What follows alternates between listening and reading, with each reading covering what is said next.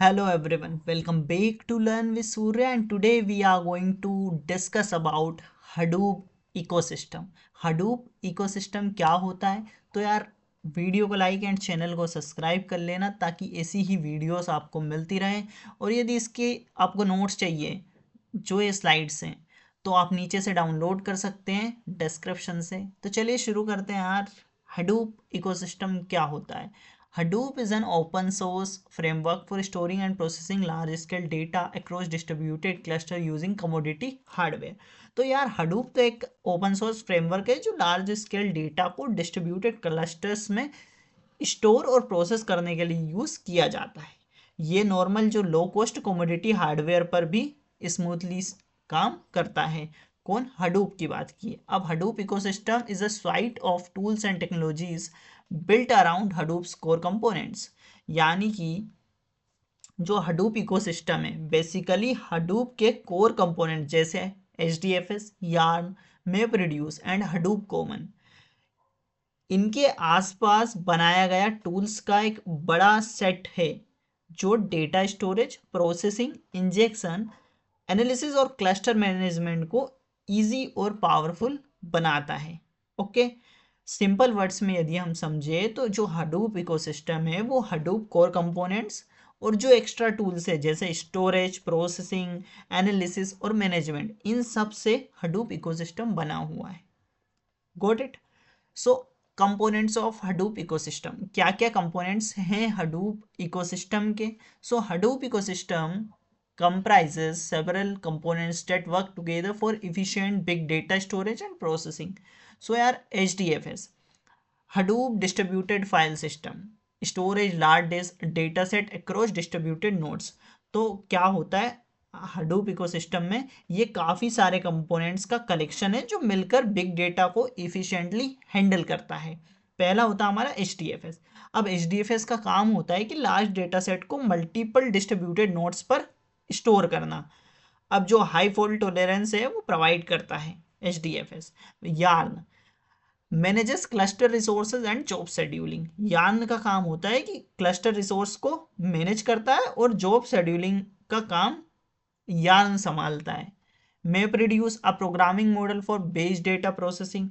So map reduce क्या है कि बेस डेटा प्रोसेसिंग के लिए प्रोग्रामिंग मॉडल होता है, डेटा को पैरेलल एंड डिस्ट्रीब्यूटेड वे में प्रोसेस करने का काम करता है। Spark provide fast in memory data processing.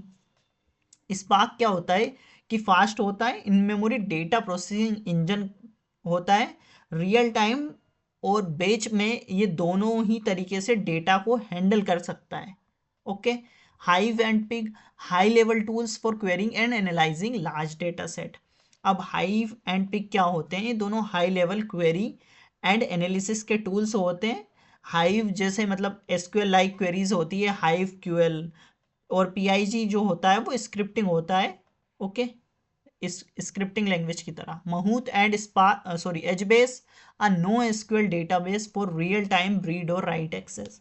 So HBase क्या होता है? ये एक नो SQL डेटाबेस होता है फॉर रियल टाइम रीड और राइट ऑपरेशंस। लार्ज टेबल से हैंडल करने के लिए इसको बनाया गया है। Mahout and Spark MLlib, so libraries for scalable machine learning. जो महूत एंड स्पार्क एम लाइब है, ये क्या करता है? ये स्केलेबल मशीन लर्निंग लाइब्रेरीज को है और ये बिग डेटा के ऊपर मशीन लर्निंग मॉडल्स बिल्ड करने में हेल्प करता है। ओके, अब zookeeper manages coordination and configuration across the cluster. So zookeeper क्या होता है? कोऑर्डिनेशन, सिंक्रोनाइजेशन, कॉन्फ़िगरेशन मैनेजमेंट करने का काम करता है।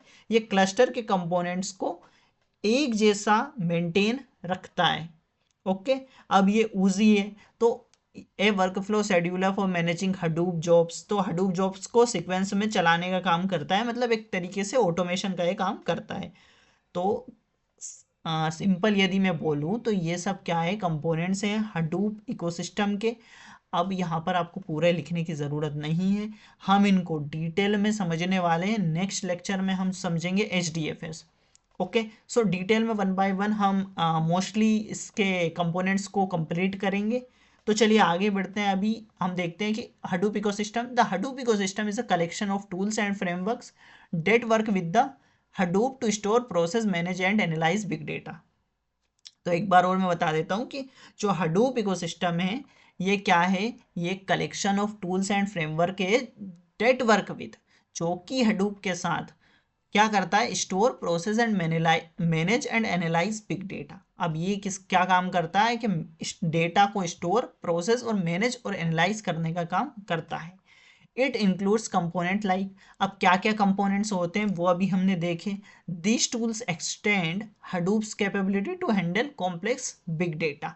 अब जो ये टूल्स हैं ये हैंडल करते हैं कॉम्प्लेक्स डेटा को वर्कलोड इफिशिएंटली, और वर्कलोड जो होता है उसको आसानी से ये सब हैंडल कर लेते हैं। How does Hadoop work, Hadoop कैसे काम करता है। Data is loaded into HDFS where it is split into blocks and distributed across data nodes. तो यहाँ पर क्या होता है कि जो डेटा है एचडीएफएस में लोड होता है, तो डेटा को जो जब एचडीएफएस में स्टोर किया जाता है, जहां सिस्टम उस डेटा को ऑटोमेटिकली क्या करते हैं कि मल्टीपल ब्लॉक्स में डिवाइड करते हैं और डिफरेंट डेटा नोड्स में डिस्ट्रीब्यूट कर देते हैं। Okay, MapReduce jobs are submitted to the resource manager. जो मे प्रोड्यूस की जो जॉब्स होती है वो रिसोर्स मैनेजर को सबमिट होती है।